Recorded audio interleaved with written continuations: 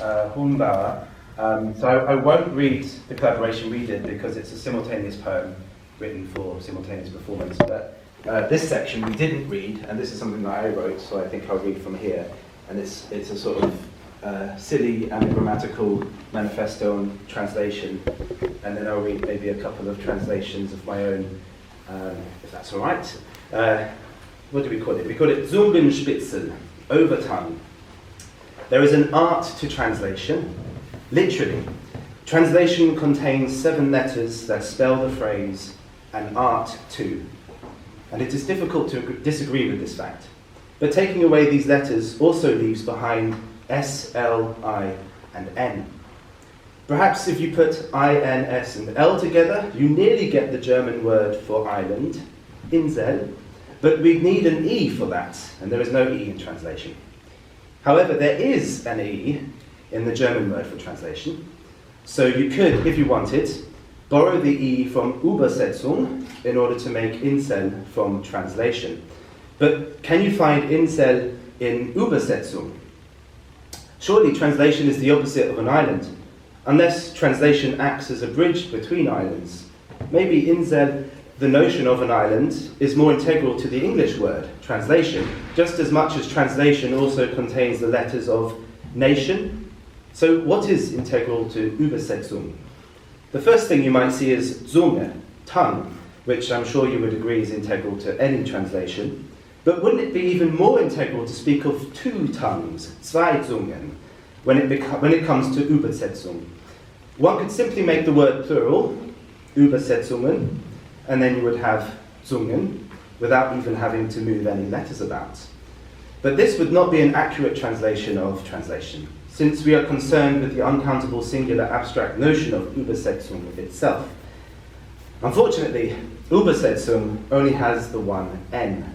But in the spirit of exchange, couldn't we now borrow an N from the English word?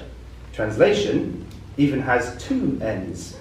Just take one of them away, perhaps the one at the end, and then you could definitely spell Zungen from Übersetzung.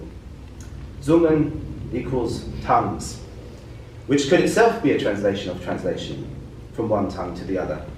To speak in tongues, mit zwei Zungen zu sprechen.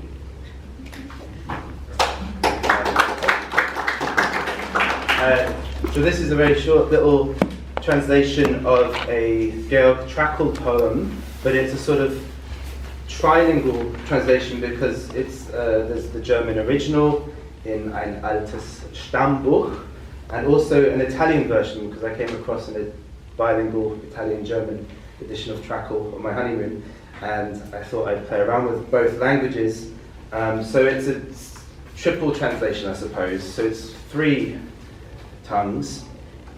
In an old stem book, sempre ritorni, immer wieder. Always return your melancholy to the circle of a soft mood, its meek-lipped solitude, the same old animate seal glued to the last glow of a golden day. The mood's full humility indulges patience, bends in dull pain, hurt tones, resounds, only harms, soft, tender madness. Look, the dusk just sunk. Again the night returns, and a killable being laments another's suffering, shuddering under falling autumn stars. Each year the nod deepens, the head drops, tiefer das Haupt, la testa si piega. And I'll read a couple of poems, or bursts of poems, which were from I suppose it's a failed project. I was working with this German artist and a composer, and it was going to be a piece called Voicebox, and the idea is you would go into a room and there would be speakers all over the room, and the composition would alter depending on where you stood in the room. Then it was going to be an app, and then it sort of disappeared. I haven't heard anything about the project. This was like last year. So I did some, again, between German and English pieces. So this is some of the words you may have heard in this failed project. You are perceiving, we are naming.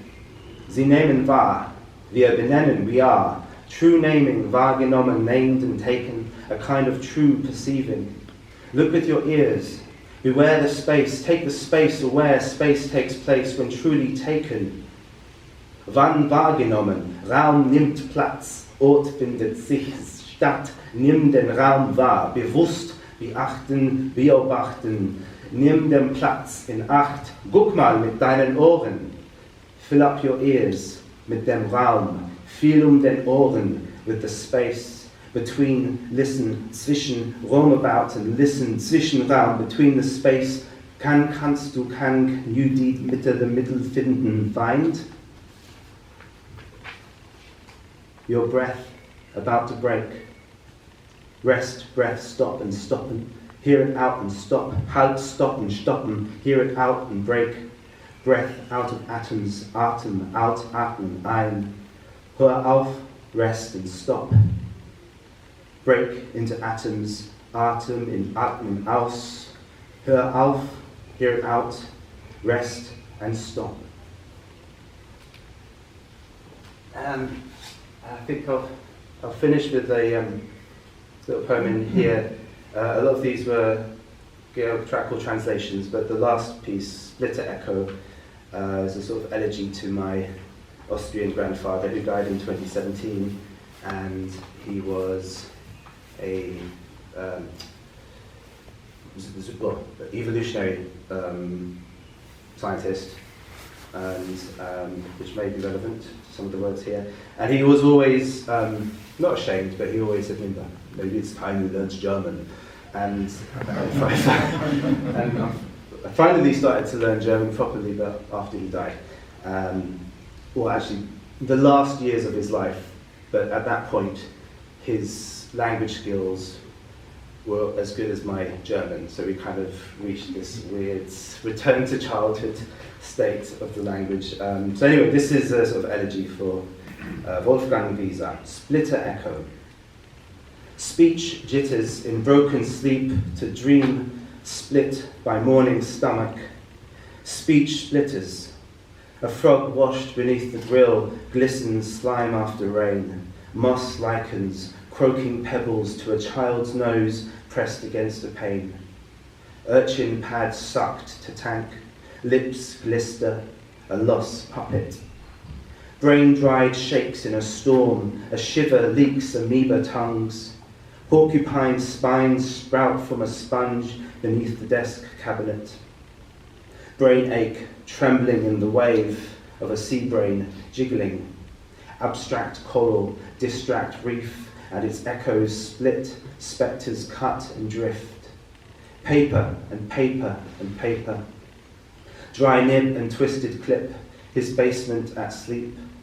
Piano teeth, dead on metal cords, the faint ring, muffled by dishcloth.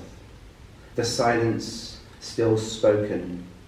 Parted participles, perfect, present, preterite. Imperfect, pre-taught, petered out. The record glides, rubbed by a stylus caught with string. A strike quartet. The ground rises to forget and protein drops to the ground.